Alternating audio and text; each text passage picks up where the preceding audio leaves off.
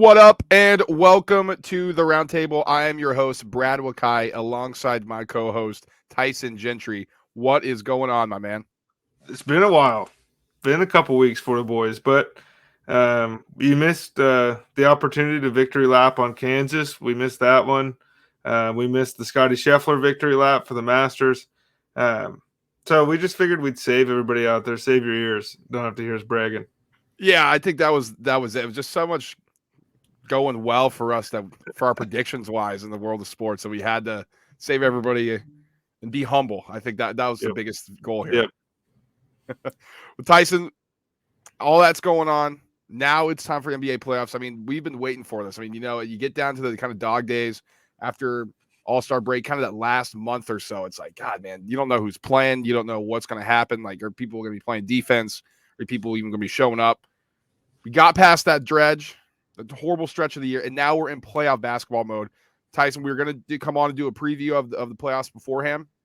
We weren't quite able to swing it in our schedules, but we still got a lot to discuss here, and I think a lot of good series that have tipped off so far. It's already been an incredible product.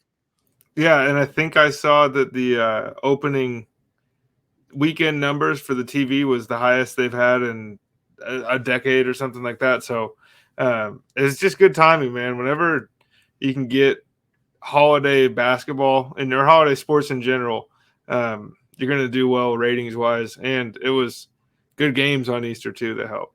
Dude, that Nets-Celtics game to start. If we're gonna get, and I know everybody on Twitter is like, oh man, if we get 7 of those, but and I hate going with the majority of the time on Twitter and majority of the crowd on Twitter, but I'm just like, God, man, if we got 7 of those, I'll that take is 3. one of the all-time series. Yeah, if we get 3 of those. I'll take 3.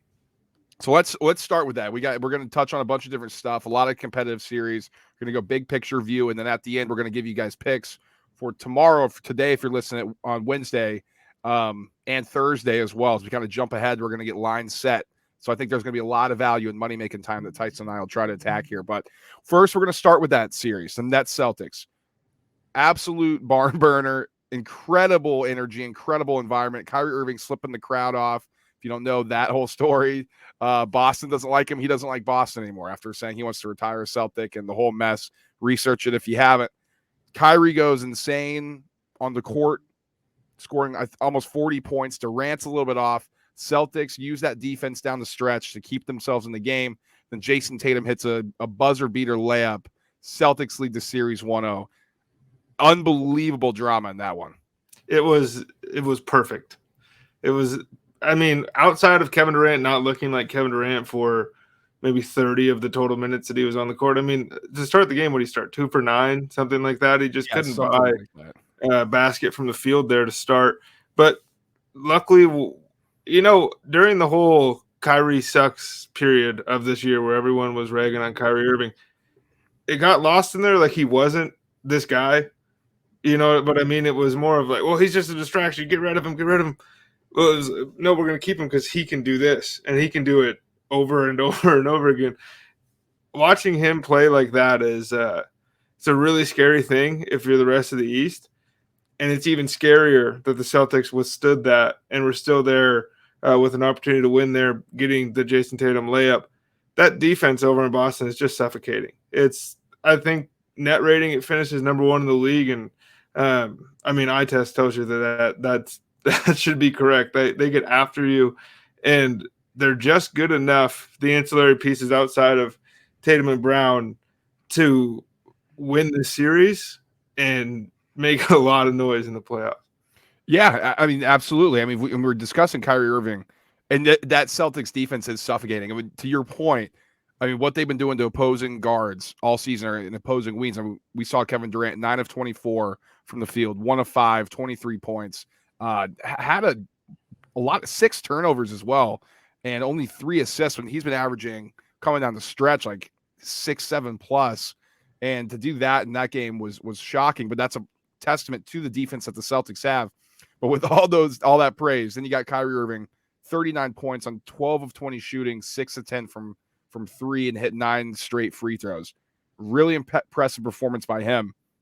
My thing, when I'm looking at the Nets, when I watch that game, what they need to do, or who needs to step up for that team, is Patty Mills. 12 minutes. Took only one shot, and it was from 3. He did hit it, but only played 12 minutes, getting those 3 points, had 2 fouls, and didn't do anything else the rest of the game. I know he's not a great defender, but you brought this guy in to spread the floor so your players like Kevin Durant and Kyrie Irving can work on one-on-one, have that threat of not being able to leave guys. I know you have Seth Curry now. He's coming off an ankle injury. He hasn't looked the same. His shot hasn't been the same. He only shot 1 of 4 from 3. Patty Mills has been trending in the right direction going down the stretch as well. I think he has to step up for this team if they want to beat the Celtics. And I think that's the biggest thing to me is how is the rotation going to look from Steve Nash for recording Tuesday? So tomorrow's game, game 2, because at a certain point, like, you can't trot these same bodies out there over and over again when you're getting nothing back. We know the names, right? But Seth Curry has been banged up. And, as he was gearing up, getting back into shape, he didn't have a single real moment that it felt like, okay, there he is. That's the guy that we got in this trade that we got to do these things. I mean, what did he had a 30-minute 0-point game not so long ago. I think maybe it was against Philly, but it's like, does Cam Thomas get burned? What are we doing to get scoring off the bench? Because Kyrie's not going to go for 40 every game, but KD's not going to go for 23. I think you can expect about that output out of those two combined if you're Boston. So it's really on Brooklyn to the rest of the guys have to step up, and it's the same song and dance we've been doing since they built the big 3 when Harden was there about the depth. And I still haven't – I said it before, and I still haven't seen enough from the rest of those guys to really cement this team as a title contender. Going on the other side for the Celtics, and I actually think I'm going to have a pick on Durant points. I think the whole world might be on the over, but when I look at the Celtics starters, this is what pops out to me. Tatum has 31 on 50% from the field. Horford has 20 points, 15 rebounds, shooting like 70% from the field, hit 2 threes. Marcus Smart hit 4 threes, scores 20 points, shoots from just under 50% from the field. And Jaylen Brown has 23 points on just under 50%, or just under 50% from the field. There was 3 guys off the bench who played. Williams had 7, Derek White had 7, Peyton Pritchard had 3. Now, my thing is, we look at this like, man, Durant's not going to play that well going forward, but Kyrie Irving's not going to play that well going forward either. I look at the Celtics in the same light. Are we sure Horford's going to perform that way? An older Horford. Again, are we sure about that? Marcus Smart shooting that efficiently. I mean, we know when he's on, but when he's off, he's really, really off. I'm worried about the bench for the Celtics going forward.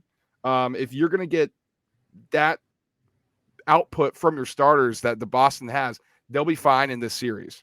But if one guy's off or even 2 guys are off and they have the performance from the bench that they have and just the names on the bench, all it takes is for Durant and Kyrie to heat up in this series, and then Curry and Mills or Dragic, they start playing well, and all of a sudden we're going to have a really, really good series. I think the Celtics could then be in trouble. We'll see. I mean, they've been rocking this way since the Robert Williams injury, and at a certain point you feel like they have to hit a wall, but I mean, I don't know if Marcus Smart's ever taken a break. Even when he's sitting down, he looks like he's still on the court working, trying to get back out there. This is, it's an interesting point, but I think that Boston is one of the 3 teams that can win the title this season, and I don't feel that way about Brooklyn. Okay. All right. Oh, I can't wait for this game again. It's going to be a fantastic series either way. I think it's going to be one of the all-timers we look back on, whether it's the Kyrie antics or Jason Tatum's already just started the series off with a memorable moment. We're going to hopefully just keep this rolling as we get ready for the second game in Boston. Interesting series here. Now, we thought coming in this was going to be a Luka Doncic coming out party. This was going to be the straw that's going to break the camel's back and force a breakup between Donovan Mitchell and Rudy Gobert on the Jazz side of things. Doncic strains his calf in the last game of the season. That completely changes the outlook of the series. Jazz have to go to Dallas in the first game. I don't want to say looked good. But they just looked mediocre and against that firepower that the Mavs had. They beat them by 6. Then they go in the second game here in game 2. It just fell down and crumbled down the stretch like they've been doing in big moments for a long time. Lost by 6. Now it goes back to Utah, Tyson. This is one of the stranger ones when I look at it here, because it should be like, God, man, the Jazz should be rolling this team. You got your all-stars and Gobert and Mitchell against supporting cast without Luka Doncic that we're saying wasn't good enough to support Luka. Now you take out that guy. How is this even a series so far? Because it's the Utah Jazz. This is, if you've been listening to us for 2 years, this is what this team does. And they had a great regular season last year, and they had a really good regular season this year too. But down the stretch, it just was so clear that this team was closer to the play-in than they were to the top of the West. Just blowing 20-point leads like back to back there at the end of the regular season, and then rolling into the playoffs, getting the 2-0 lead essentially gift wrapped it and handed to you, and then you let Jalen Brunson, who I love but is not a scorer, you let Jalen Brunson score 41 on you. Like, that's not the guy that should be going off on you guys. Have some pride, right? Like, Rudy Gobert is going to bitch about how he didn't get his 4th Defensive Player of the Year award. And at a certain point, like, we keep saying Donovan Mitchell has to blame Rudy Gobert. Half the blocks Rudy Gobert gets is because Donovan Mitchell couldn't guard a paper bag. Like, this dude just is letting guys by him over and over again, and then he's getting the pass. And and he's talked about, like, when people talk about his peers, it's Booker, Zach LaVine, guys that, like, year over year have made improvements on both ends of the court. Donovan Mitchell came in a really polished scorer, and he's gotten better as a scorer, but he hasn't, like, leapt into the upper echelon of guys in the NBA that can score the basketball. And he's just an absolute waste on the defensive end. Like, there's a certain point here where he has to get some of the blame in Utah. It can't be all Rudy. And I'm not a Rudy Gobert fan. I'm glad you said that. I'm in complete agreement with you. It's been this way for a while too. And it's kind of been a hush-hush among the people, like, within the NBA who are familiar with what's actually going on in Utah. And a lot of it's kind of like, everybody knows Donovan's the star, but Donovan, he thinks he's better than he is. And when I say everybody knows how good of a scorer is. Like you said, he's been a prolific scorer coming in. He can go off at any point in time. But when you're playing basketball with somebody who refuses to play defense, because it's not like he's incapable, because when he tries, Right. he can get some steals, he can stay in front of guys. It's like, I'm just going to take multiple possessions off while my guy's getting buckets. I'm going to go down the other end, then I'm going to chuck up something. And he's not an efficient scorer either. Like, he's a volume guy. And so when he's not doing anything on defense, he comes down and just is chucking shots on offense. So, like, fuck this guy, man. Like, fuck him. And, like, I think if let's say Rudy's gone, and then you can't really use Rudy as a scapegoat, I think that locker room would turn on Donovan Mitchell in a heartbeat. They'd be bad too. They'd be less talented. I think Donovan Mitchell's looking for an escape out of Utah. I think he knows he can hit the eject button. I'm just going to see. It's going to be depending on this outcome. I mean, if Utah loses to this Dallas team, you got to blow the whole thing up. Like, trade both of them, get as much back as you can to say, we're going to wait out. We're going to wait out what's going on in the West and try to rebuild through the young guys. If they can beat this series, okay, maybe you can win this series against the Mavs, advance one round, maybe look good in the next. Maybe you can convince yourself, okay, if we break up Rudy and Donovan, maybe we can compete.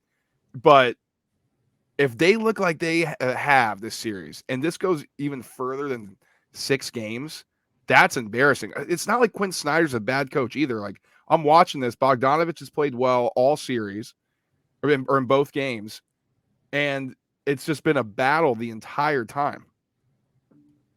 It's and kudos to Dallas, right? I mean, this is not what we were expecting, but I just think the bigger story is, even if Utah does make it past this team, what does that change? I'm like, I have enough of a sample size to say that I don't think that Donovan Mitchell impacts winning the way that people think Donovan Mitchell impacts winning.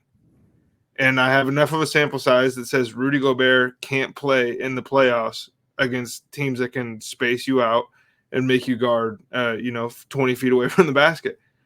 And you're going to combine those two things and say, let's go. It doesn't matter. The thing is, and we talk about this all the time too, is the ownership group in Utah is probably happy. They got a good thing going on. We're going to win 50 games, put butts in the seats. People buy all these jerseys. Rudy wins awards. We have it perfect over here. Like, we're going to blow it up and tank in a city that already isn't all that attractive to NBA free agents. They can get people to show up with the core that they had. You're going to blow that thing up and then, hope to one day draft somebody as good as Rudy Gobert or Donovan Mitchell. It's just, that's the catch-22 that these teams find themselves in. And it happens over and over when we see a really, really good rookie year or first and second year from some guys locked into the Supermax, and they never deserved it. Yeah, I'm not saying so. If Donovan gets this massive extension, I'm not saying he's a tremendous player, really good talent. Half the guys in the league don't deserve it. That's not a knock on Donovan Mitchell. Exactly. It's like Miles Bridges, going off topic a little bit here. He's going to be eligible for a $185 million deal, and somebody's going to pay that to him, and somebody's going to give him that contract. And it's like, I bet you if you asked all 30 teams in this league, if gun to your head, if you didn't have to do it, what would you probably pay him max? Actually, to be competitive, it's not even anywhere near that number. And yeah, for Utah, maybe the Knicks, you can talk yourself into giving you that super max, right? Because okay, homegrown guy, everybody loves Donovan, he's elite, and he's fun to watch every time in our stadium. And it'd be the same thing in New York. But like you said, what has he impacted in this entire league since he stepped foot? Massive collapses in the playoffs. And absolutely nothing to show for it. I mean, it really makes you think the Jazz are in a hard situation right now, and people think it's so easy. Trade Rudy or do this and trade Donovan and get him to New York. Like you said, they got something good right now. They're always contending in the West. They just haven't gotten over that mountaintop. We think I was constructed. It's not going to happen, but it's hard to tell and convince ownership that. Unlikely.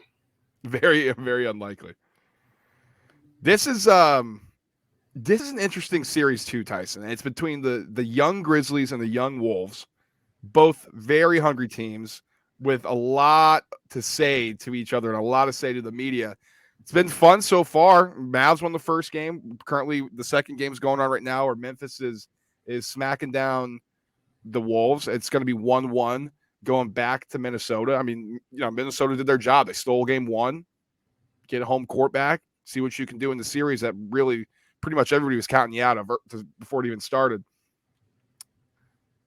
Take me through your thoughts in this series so far. I mean, Ant-Man, Anthony Edwards, and John Morant seem like those are going to be some sort of faces of the league next year. Is that what you've been paying attention to, or just kind of talk me through what you've been watching this series?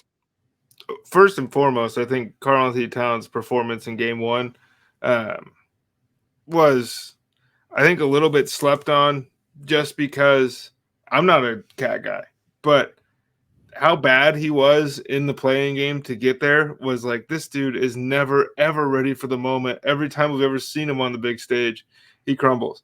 And he came out in what was the biggest game of his life to that point, really, and he dominated. He played awesome. Anthony Edwards played awesome.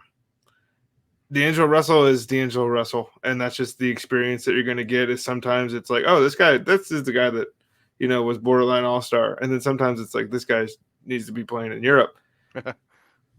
I think that we overrated Memphis a little bit during the season. They had a great regular season, and their record is awesome. And the record without John Morant was what was opening people's eyes, and I think it kind of made it seem like, this team's going to walk all over everybody until they run into Golden State or Phoenix. And that was just never the case. If you watch them all year long, they were playing really well, but they were catching guys or teams when guys are resting, guys are hurt, whatever. So that number got inflated. And then Minnesota won the first game, and the reaction went the complete opposite way. Get the Grizzlies out of here. They're too young. They've never been here. This is a perfect series because neither one of these teams, and if you're fans of these teams, you shouldn't realistically be hoping to win an NBA championship this year. It'd be really cool if it happened. But it's a non-zero chance, but it's pretty close. So I just think this is a good one because this is a battle that feels like we're going to be running the highlights from this one in 3 years from now when they're meeting each other in the Western Conference Finals. Yeah, like, okay, like the young cores are all together. Look what they did back when they met this time. I agree with you, man. I mean, for Minnesota, like, I'm with you, man. I'm not a cat guy either. We're poking fun at him when they were playing the Clippers Soft. because We weren't poking fun. He's soft. yeah, he's soft. Like we were giving it to him. He did have a good game in that first game. You know, he stepped up, 26 points, like 14 rebounds, really dominated, decided to take control of the game in the enemy territory. John Morant, everybody was just waiting for him to have a big game, right? It felt like it was just a pressure cooker, and everybody's ready for his first playoff experience or, first memorable one when we know how good he is to explode and he's going to like drop 40 or 50 or something. It just didn't work that way. I think he's going to have his moments, but I think we need to pump the brake on the Grizzlies as well. We need to.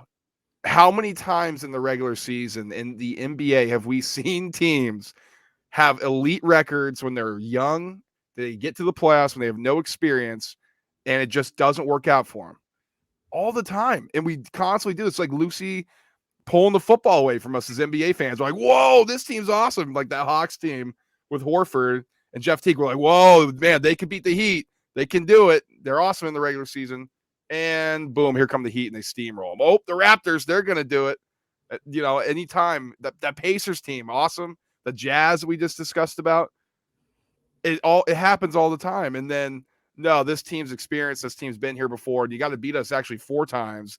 And not just after we're out coming off a bender because we're in LA. Now we're flying down to Memphis before we go back east. Like, it's different. And that's why playoff basketball is different. I'm curious to see how it winds up. I think Memphis will make pretty quick work out of them. 4-2. I think maybe, Memphis or Minnesota will steal a game at home, go up 2-1. I think probably Memphis will find a way to win 3 straight after that and kind of be like, oh, yeah, remember when Memphis took care of business in Minnesota?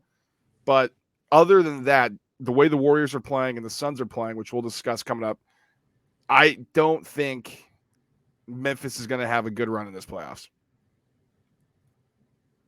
You mean like make it to the conference finals? Would that be? Yeah. Like they could have a good showing, but like we're thinking like, man, are people like, could they go from this where they didn't make the playoffs to winning an NBA championship? It's like, no, probably not. Like, we haven't seen that. That's why you're even asking. I think that this is going to end up. This is my prediction for the Grizzlies. It's going to end up. They're going to lose to Phoenix or Golden State in 6 games, and they're going to look really good in 2 or 3 of them.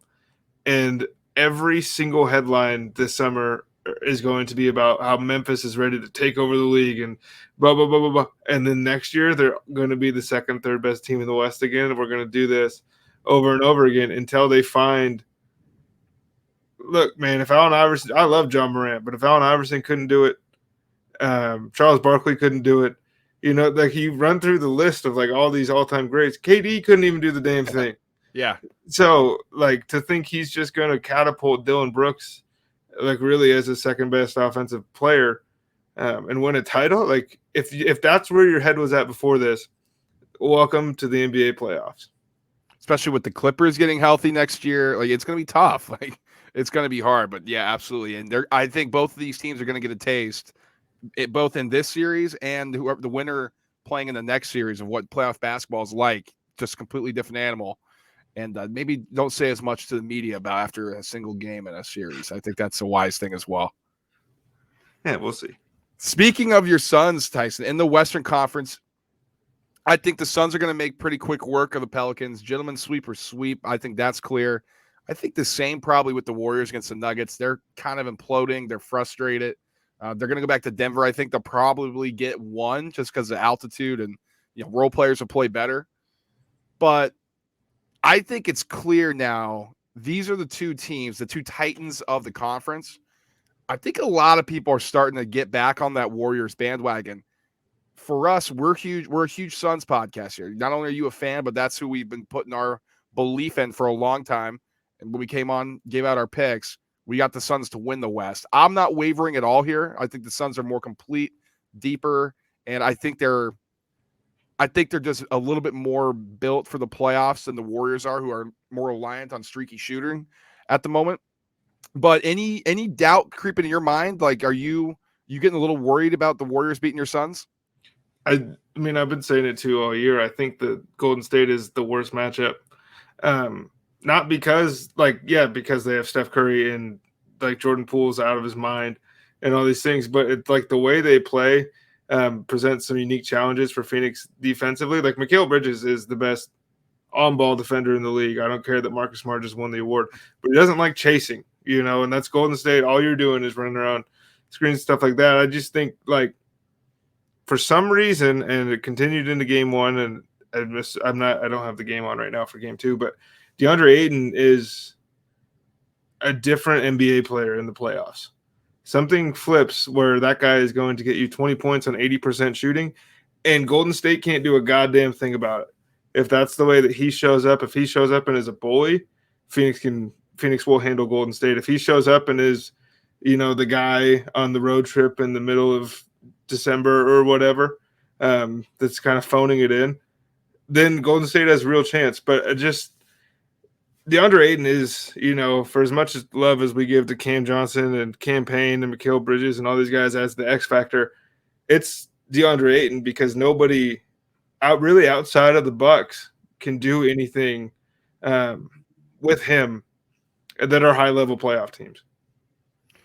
That's why I think you're right there. I mean, the Warriors, if they had James Wiseman, that's some sort of size, and that's interesting. I think of matchup wise, they could throw at the Suns, but with Ayton, I just don't think the Warriors are going to have enough firepower, honestly. And they can bomb from three, but like you said, like their perimeter defense that the Suns have, they're just it's so solid. I mean, Chris Paul, even at today's age, quick hands, really feisty. He's always in the passing lanes. Mikal Bridges, you can put on whoever you want between Poole, Clay, and Steph. And then you have Jay Crowder, another wing body. Cam Johnson, another wing body. I think that combats the Warriors pretty efficiently. And then you're going to have DeAndre Ayton is going to limit second chance opportunities for the Warriors, which is what they feast on when he kicked back out for three. So I like the Suns matchup with the Warriors. I mean, that's why we've been such pretty high and heavy components and proponents of the Suns. I don't see that changing, even with the three-headed monster of Jordan Poole, Steph Curry, and Klay Thompson so far in the early part of the year. We'll see when it gets to that point. Right now, I think you're going to see a lot of overreactions about the Warriors right now. They're a good team, a solid team. I'm going to take my chances on the Suns still. Yeah, and don't forget Devin Booker can guard his ass off too. And so that's the weak link out there, and I think that's the difference. And, for as good as those guys that you just named are offensively, they will get put into screen after screen after screen and get hunted. This is not the Klay Thompson of 4 years ago that was the elite two-way player. Klay's, still very good, but it's a different level, and I just think people haven't watched the Warriors without Steph, right? Because that told you a lot about this team. That told you how good like this team really is, and then Steph comes back and looks like Steph. But I just think people didn't watch the flow. Now is going to be interesting to see if they can manage this. Like everybody always says Steph can fit back into any scheme seamlessly. Well, we're going to find out because they're doing this on the fly. It's interesting him come off the bench right now too, because like Jordan Poole, because when Jordan Poole originally, when he went to the bench, he didn't play as good as when he was starting. And I think the interesting thing about Curry is, he can play in any system. He's so good at any time. It's hard to disrupt his rhythm. I think in a game, I mean, we've seen it happen from time to time, in the finals. Okay, this game he wasn't great. This game he wasn't shooting well. But overall, I mean, he's such a great passer. He's a really good ball handler that, okay, I'm going to play him 31 minutes off the bench. It may affect our rotations a little bit, but Poole still gets his 30. Clay gets his 25. That's an interesting perspective. I wonder how much and how long Kerr's going to stick with that philosophy, because that could be huge. If they're not saying they should, but if Curry's coming off the bench and still giving these 30 minutes, to be fucking sick. That's crazy. Like the rest of the NBA, like you're throwing up, trying to think of ways. Yeah. Like how do you stagger if you're Monty Williams in that series? Like what the hell are you supposed to? You're supposed to stagger, your best defender to match up with the guy coming off the bench. It's just so foreign. Yeah, it's tough. Let's talk about who the Warriors are playing real quick, Tyson. I mean, Nikola Jokic probably going to win another back-to-back MVP. We know how good he is. That supporting cast has been decimated all year. Seems like that team's just running out of gas. You watch them. They can't shoot. They can't stay in front of anybody. They're getting second chance. You're giving them second chance rebounds and points on a Warriors team who is not really that good at offensive rebounding. It just seems like this thing's going to be done quickly. Jokic has been getting frustrated. I mean, there's pushing and shoving on the sideline here. Just give me your synopsis of the Nuggets. I mean, we were high on them when talking about Murray, and then when Michael Porter Jr. was the number 2 option. Both those guys obviously haven't been here this season. Just give me your grand view of where we're at in Denver. I think we talked about it all year long, that this is just kind of a throwaway year, but it's going to have a really cool, sticker on it that Jokic won a second MVP. This is exactly what we were saying in the preseason was going to happen to this team, that Jokic is going to drag a bunch of bodies to the playoffs, and they're going to lose to a better team. And, I think they're getting swept. Do you think that the Warriors are going to let them take one of these games at home? This team's exhausted. They're severely less talented than Golden State everywhere but one position, but they do have a massive advantage with Jokic. But it's you have a good coach. You have one of the best players in the NBA, and now it's about trying to get these guys healthy, because Denver's in a spot that you're familiar with as a Sixers fan, where kind of feels like you might be on the verge of wasting one of the all-timers here. Yeah. That's I guess that's where I'm wondering what you're thinking overall. If everything goes right, Murray comes back, he's awesome. Porter Jr. comes back, he's awesome. Oh, right. Nuggets are right back in there in a pretty loaded conference. Murray may come back and he's not the same. He's been out for a while. I don't know what's going. He shouldn't have been playing by now. Personally, that's I think. Porter Jr. I mean, it's just another back thing. As much as I love the kid, much as I think he's really good, another back, and you have persistent issues with it. That's scary. How can you rely on that? Jokic, man, you're gonna have to pay him a lot of money. It's just, it seems like that window that the Nuggets had, however small it was, it just keeps getting closer and closer to being slammed shut. We're talking about the Grizzlies and Wolves last series. They're only getting better. They're kind of at that level, getting ready to take that step that we thought the Nuggets were going to take. Portland was in one Western Conference Finals with Lillard and McCollum. That's not going to happen for a long time now. I mean, this thing moves quickly. The Nuggets, I think, really need to assess what their needs are, and they're going to have to start filling this thing around Jokic. He's the guy there. Start assessing that and making acquisitions and trades as soon as possible. It'll be interesting, because the regime over in Denver doesn't seem like it likes to shake up, things hardly at all. The biggest thing they'll do is bring in Aaron Gordon, maybe accidentally give Michael Porter Jr. a max, but besides, everything there is just steady. And it's the NBA is not like your normal, your accounting job or whatever. If things are just going smooth, then you either need to blow things up or go all in, because we've seen it with the process was the NBA hated it because it was working. Yep. I think that was the reason that they said don't do this. And so other NBA teams, again, I was talking about in Utah, that maybe Denver just wants to sell a bunch of Jokic jerseys, get butts in the seats, and get swept out of every playoffs. But I'm sure that's not what Jokic is looking for. Can't be. I mean, especially he's got the awards, he's got the accolades. I'm sure he's taking. Looking at Giannis doing the same kind of come over unknown, work your way up the food chain, dominate the NBA, and one guy's team went all in for him, and he got a ring, and he looks like the favorite to get out of his conference right now. At a certain point, I think Jokic is probably hey, what the hell? Jimmy Butler is getting all these guys grabbed, and I can't get you guys. Bones Highland is who I have as my number 2 option. What are we doing? Let's all right. So let's go over the East. Let's talk about those Bucks that you just mentioned. So I think the Bucks are going to smack the Bulls. I mean, it was a competitive game one. I do not expect that to be the case in game two. The Heat have just pushed around Atlanta. I kind of had a feeling this was going to happen.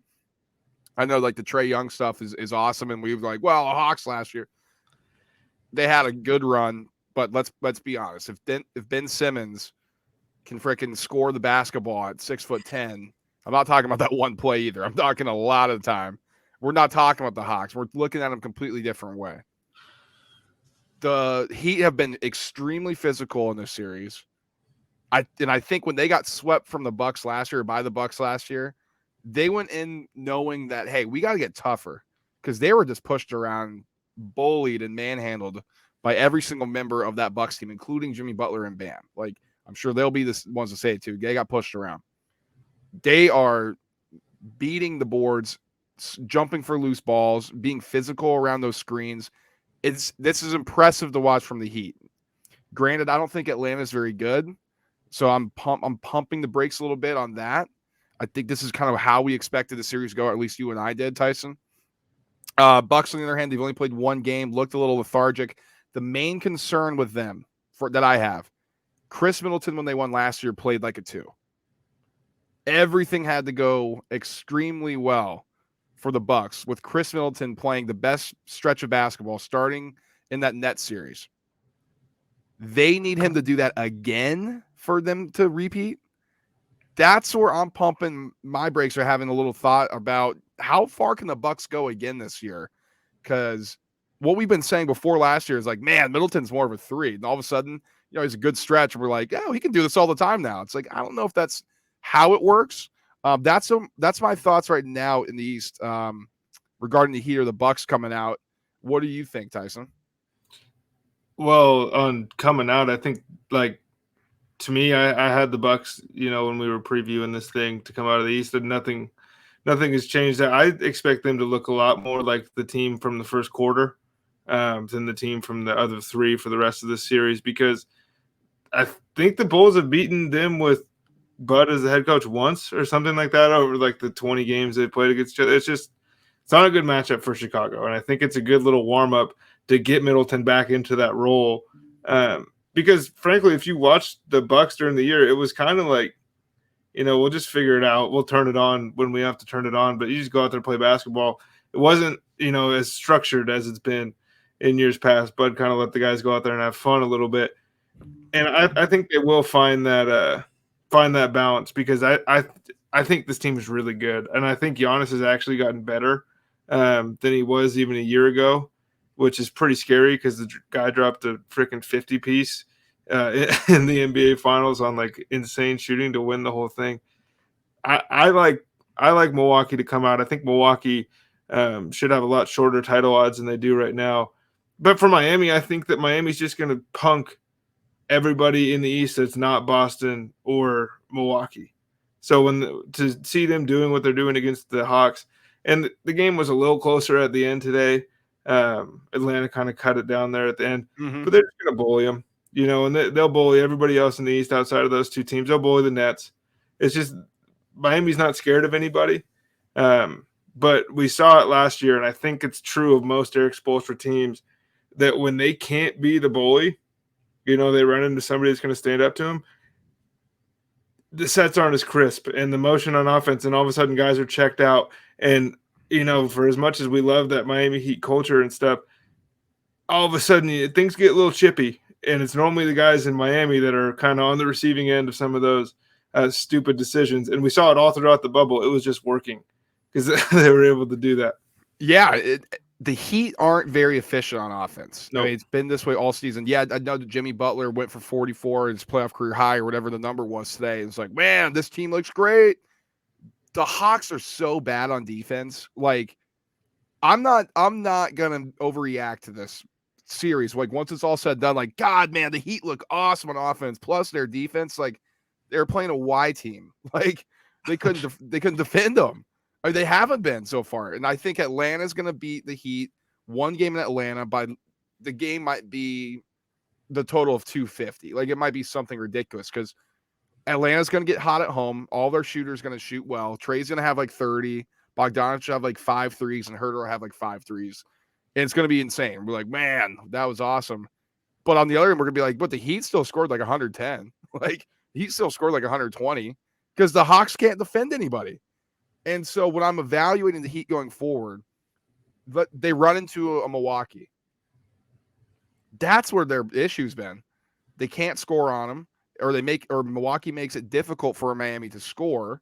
And then you just have the best player in the series and Giannis just be able to dominate you and get buckets, not just for himself. He's been a much better distributor this year.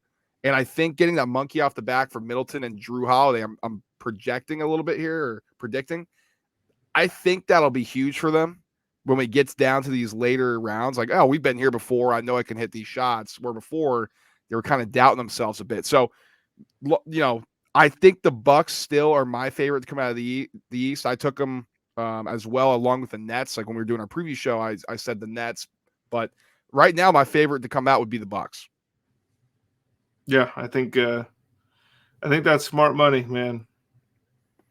Now, here's $1 million question. Speaking of money, Tyson, how far can the 76ers go? My Philadelphia 76ers, because you watch what they've been putting on the floor in the first 2 games against Toronto, and it's like, man, this team's good. I mean, Tobias Harris is the 4th option, scoring 25. It's like, oh yeah, remember when Tobias was a max player? He's still on that max deal. Nobody even really thinks about him. It's like, yeah, he just scored like 25 points on 9 shots. Like, oh, Harden, yeah, he's being a distributor. Maxey, all of a sudden, he's a stud that people like know about, not like just you and me. You're like, man, Maxey's good. It's like, man, that Tyrese Maxey kid's special. It's like, yeah, he's going to be really good. They do that, and you have the Embiid thing where he, like you've been saying for years, Tyson, when he's playing at his best, his peak might be higher than anybody else in the world. And he's starting to like take this on himself, and you're seeing like this guy is dominating anytime he can. I think if they continue to play like this, their peak is absolutely, and their ceiling is absolutely winning a championship. They have way too much talent on that roster for that not to be their peak. The $1 million question is, with Doc Rivers and James Harden, with those two in your franchise, really, truly, how far can a team go? Do they counteract each other, you think? Do you think they cancel out? Maybe that's what's happening right now. It's like all that anti-playoff success coming in is just like, win every game by 100. Yeah. No, I mean, I think that is like an actual thing, though, that I don't think people are going to pay attention to. It's like, oh, it's fun to meme on Doc for blowing 3-1 leads and stuff. The dude will sub in his entire bench, let somebody else go on a 16-0 run, call a timeout, and then leave the guys that were just getting flamed back out on the court for 2 more minutes. Yeah. And all of a sudden, Harden and Embiid check back in, and they went from a 12-point lead, and all of a sudden they're down by 8.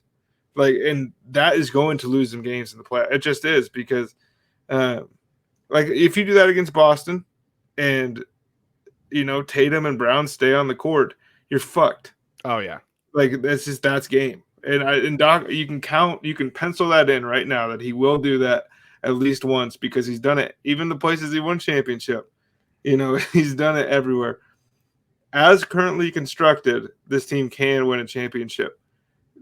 Talent-wise on this team probably should be playing for a championship. Realistically, I still have to see James Harden do it once.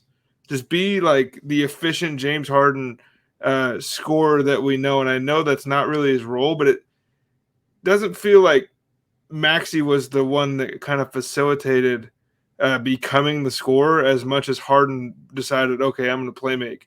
And he's really, really good at it. That's been the most underrated part of his game for years. But at a certain point, look, I'm of the opinion JoJo's never going to have an off night. There's not going to be a night in these playoffs that Joel Embiid's not going to give you 25 and 12. But there is going to be a night when Tyrese Maxey can't score 40.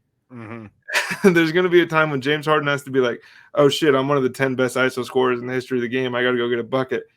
And I don't know if that dude lives inside James Harden anymore. And if he is, he's been hibernating, and he has to get up, because this is the last straw, right? For this got to be the last straw. How can Philly look at themselves if he plays 17 points a game and 8 and 10 assists or whatever. That's good. Are you going to give that guy $240 million? Yeah, exactly. And that's what you're banking on. It's like James Harden to be that 26 and 8 and 7 rebounds guy in the support of Joel Embiid to be like, man, JoJo's tired. Oh, JoJo's double team, JoJo's triple teamed. Okay, just kick it out. My ISO guy, bang, knock down 3. And that's the thing he hasn't been doing. He hasn't shot the ball well. And like I know the explosion, like you can't get by anybody. It's like, yeah, that's like that was like a big part of his game, like kind of rocking the ball between his legs, and all of a sudden one step, he's either got that floater, or is he throwing the oop to Capella like back in the day in Houston? But it was all set up from his step back.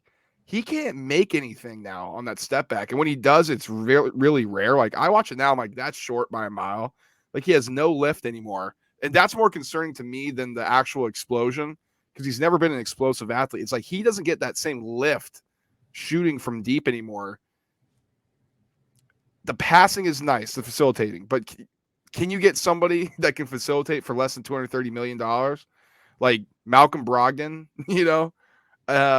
Jalen Brunson. I mean, he's going to be a free agent. Like, you know what I mean? Like, okay, or what we gave up and what we're looking for is the James Harden can go drop 35 points, hit 4 threes, and also have 8 assists or maybe 12 assists. Like, that's what they're looking for.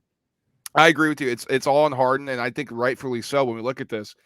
And it's crazy when you say, yeah, JoJo, I'm on the impression he's not going to have an off fight. He can get 25 and 12. And in my head, I'm like, man, that's pretty light for him.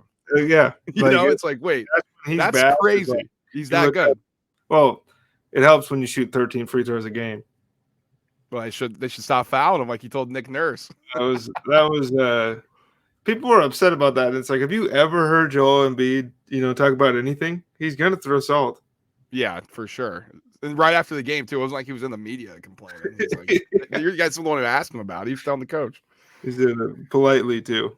Politely, of course. That's what he does. All right, Tyson, let's make the people some money. It is time to make the people money with a little money-making time. We're going to look ahead. Games tomorrow. So games on Wednesday, we have Nets-Celtics. Aforementioned, like we said, 76ers, now they got to go back to Toronto, or you got to go to Toronto for the first game. No Matisse Thybulle due to vaccination status, so that's a wing defender that'll be missing. And then the late game, Chicago, another game against Milwaukee for the Wednesday slate. Any of these games, any player props, any spreads that you're going to be taking out of these three? I'm going Celtics money line. I expect them to get it done again. I think, for all the reasons we just named, I just think Boston's really good, and I think it's catching people by surprise for some reason. I'm taking Philly -2 is the line right now. Look, I don't care that Matisse Thybulle isn't going to make the trip to Toronto. Matisse Thybulle has passed that that forbidden threshold from underrated. Have you ever watched this dude play basketball? Because it's like, oh, he's the best defender in the league. It's like, well, no, he's not. He's a really good defender, but he's an absolute nothing on offense. And I don't think Philly's going to miss him all that much. And I just expect another huge game from Embiid. And then this one, I think my most confident bet of the day is going to be the Bucks -10. How do I say this? I think the Bucks blow the doors off of the Bulls tomorrow.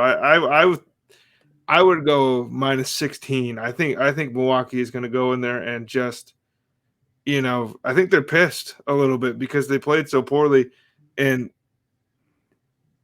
they're going to pick their shots. But I think a knockout blow comes, sometime early in the second half, and Milwaukee gets this thing close to 30 before it's over. I love that. Yeah, I mean, my favorite play is the Bucks -10 for sure. Like, I'm all over Bucks -10. Just looking at it, they didn't play very well. I think Chicago was able to slow the game down. I mean, the total went under by like 50 points. Yeah. It's something insane. Of course, I took the over in that one. I was like, oh, they're going to get out and run. Smart by the Bulls. I mean, honestly, slow the game down. Don't let them beat you. Like, that's how you lost, is letting them run all over you. So I think the idea is that the Bucks are going to try to speed this game up. I don't know what I'm going to do in the Nets game. I mean, Celtics money line feels like the play. I definitely hate laying that -4. Feels like maybe I should take the Nets +4, but is that a come down? I don't know, but I'm gonna go Nets +4. I think they need to get one here. It feels like this is something that they're kind of gearing up for. Okay, we know Kyrie did bad. Durant's gonna play well. I don't think, kind of how we discussed, anybody else on the Celtics are gonna play as good as they did. And I'm actually gonna be sacrilegious a little bit here. I'm gonna go Raptors +2. I think this is the one where It's when they win. I think this is the one where they win. First game, looked absolutely fantastic. I think the crowd's going to be insane in Toronto. I'll roll the dice on Raptors +2, and if the Sixers win this game, listen, they're in massive control, up 3-0, and I'll be happy about it. This feels like the one where everybody's picking the Raptors. Like, this is the game when everybody's like, oh, this is why I picked the Raptors. Of course, like this is the reason. So I think they get this one. Sixers get to regroup up in Toronto. They'll win the next one, but for now, I'm going to go Nets +4 tomorrow, Raptors +2, Bucks -10, and a blowout, like Tyson said. Any player props for tomorrow, Tyson, that are jumping out to you? I haven't looked at any, but I won't be placing any. It's round one is too early for me for for player props in the playoffs, because like I would have bet everything I have that Jalen Brunson doesn't have a 40-point game in this playoff. Yeah. And that seemed to happen rather quickly. So it's always, you got to get a feeler, because some of these guys shoot 40% from deep during the regular season, and the bright lights come on, and all of a sudden you can't play that guy. So you got to find those first. Absolutely. No, absolutely. That's a fair point, especially, and I don't know if you guys have been following along with the unders that have been going on. I've been riding it's been fantastic. I mean, dude, talk about money making time, baby. I mean, I think 2 have gone over so far, or something like that. So I've been riding them. My favorite 2, I got 3 player props. I think me and the entire world are going to be on this thing, but I got Durant over 29.5 points over here on FanDuel. I think he's going to have a big game. He's going to shoot a lot more, so I'm going to ride that one. I'm also going to go DeMar DeRozan over 27.5 in the Bucks game, and also Chris Middleton over 21.5 points. I think he'll play better. I think DeRozan will get more shots. I think this game will be a little bit more wide open, and the Bucks will dictate the pace more than the Bulls did. So I'd like those 3 as my props for Wednesday. Now Thursday, Tyson, if we want to go ahead and give anything out that you've been looking at from here on old FanDuel Sportsbook. Thursday's interesting. You got 2 games. Dallas, they go to Utah now after the 2 games at home. The undermanned Mavs, who've been putting up a fight. Jazz are 6-point favorites. And Golden State heads to Denver. Denver getting 2 points at home. Over-unders 211 for Dallas and Utah. 224.5 for Golden State. Golden State, those series have gone over twice, I believe. Actually, 2-0 for the overs. Anything that you like in Thursday's games, Tyson, for those 2? Well, I'm thinking that over hits a 3rd time in a row there. I think 224.5. I mean, look, the Warriors don't play excellent defense, and the Nuggets still make shots, but I think the Warriors might mess around and score 130 points here. Oh man! Like how tired that Denver looks, and they're the ones that play in the altitude. Yeah, but half the time, right? So they're 1.5 times better condition, but also those guys have played twice the amount of minutes as everybody else in the NBA. These dudes are gassed. So I like the Warriors over, and then I'm taking Jazz -6. I think that line right now is a bit of an overreaction. Sometimes good teams lose, to teams that are undermanned, and if there's no Luka, I think that if there's no Luka and the Jazz lose again, then you just leave either one of Rudy or Donovan, whatever one you don't want anymore. You just leave Them. Yeah, white flag the whole thing and call the series. That's all. That's funny. I'm on the same page with you with the Jazz. I think this is a big night for Utah. They love hitting shots at home. The just corner threes, O'Neal and Bogdanovich are going to be tearing them up. I think Mitchell's going to actually have an efficient game. Rudy Gobert might even score 10 points in the game. Who knows? I'd like the Jazz big in that one. I think it's an undermanned team, a tough little turnaround that they got to go to Utah. Utah's going to be ready to go. That might be my favorite bet of this segment here, Jazz -6. And I'm going to take Nuggets +2. I think this is a rally the troops game. We were embarrassed. They were dancing on our ass. We were pushing each other. We got to fucking figure this thing out, and let's get one. Let's not get embarrassed. This seems like let's circle the wagons game for the Nuggets. I'm going to take them +2. I think I'm going to take a money line as well, but I'm going to be safe. I'm going to take the Nugs +2. What are you hoping that it's a 1 point? Like, what cushion are you? Are you forfeiting what, $1 on the line there? Let's see here. -112 or +114. Yeah, roughly. Nah, like some sense, I think. I mean, say it with your chest, man. That's got to be a money line bet. Yeah, I might, but then then I'm If gonna you come do back it. on. Nuggets win by 1 on some backdoor crap, and I'll be like, what the fuck? Hey, man, if that happens, if it just let me know if you place the bet, I'll hedge. I got All you. right, that works. That works. Yeah, right. I'll do Warriors money line and Nuggets +2. Just hit that one piece right there. Anything else you want to share for the money making time with our audience, Tyson? I don't think so. The UFC events have been going fairly, been pretty lucrative lately for the guys over here at the round table. So as we get closer to a new big fight week, we can go over some of that stuff. But baseball has been pretty tough, Early, yeah, but the weather's been so bad too. Like I can't, like the wind's blowing out, but it's like 30 degrees. And these guys' hands break when they touch the bat. Like I can't figure it out right now. There's nothing worse than putting a bet down and getting all excited, ready to watch the game, and then your ticket's void. Pitcher. I mean, it's a tough life out here, but it's the life we live, Brad. Yeah, that is true. Well, and these guys without the spring training and now their rhythm's off. You know how baseball players are. They can't swing a bat without doing their gloves 3 times. So, once they get back in rhythm, we'll be all right. Let's go, Mets. Let's go, Mets. They've been doing well. And Tyson will have more stuff on our Instagram page, on our Twitter page, more content for you to consume. So follow the Roundtable on Instagram at _ the Roundtable Pod. Follow me on Twitter at bwakai. Follow Tyson on IG at Tyson Gentry. Got a lot more stuff coming your way. Some exciting stuff as well. We're going to try to secure, as we get through the dog days of baseball. We're trying to get some guests on. We'll do NFL draft stuff coming up next, probably next podcast, honestly, like 9 days, I believe, Tyson. Yes, sir. And I'm excited. If we're going to talk money-making time, tune into the NFL draft one because there is some people that are sitting that sports book that have not been paying attention. I love that. That's a nice tease for it, and I'll leave it on that. So until next time, guys, peace.